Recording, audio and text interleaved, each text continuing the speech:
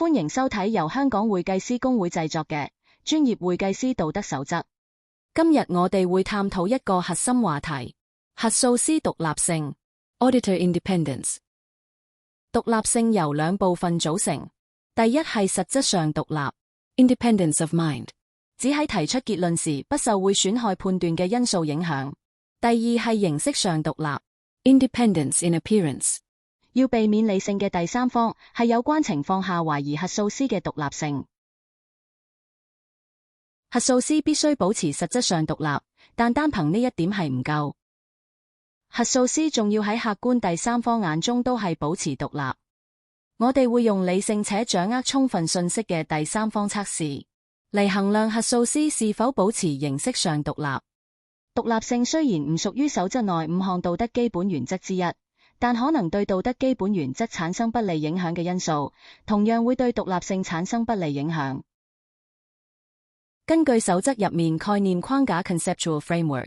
對5項道德基本原則同埋獨立性產生不利影響嘅因素包括自身利益、自我評價、過度推介、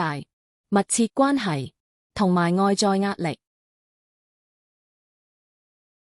喺道德守則嘅章節 A。Part 4A 部分涵蓋咗財務報表審計同埋審閱嘅獨立性要求，而 Part 4B 部分就針對其他鑑證業務。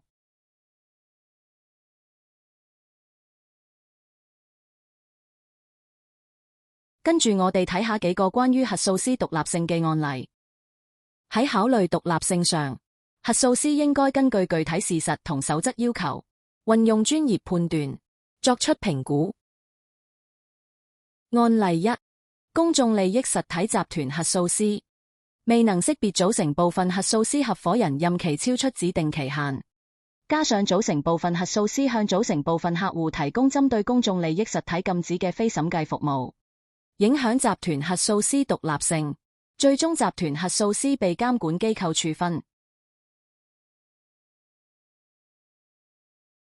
案例2，核數師為客戶擔任專家證人，會對核數師獨立性產生自我評價同自身利益嘅不利因素。呢個案例導致核數師被監管機構處以譴責同罰款。案例3，核數師同客戶財務總監關係密切，私人關係會對核數師獨立性產生密切關係嘅不利因素，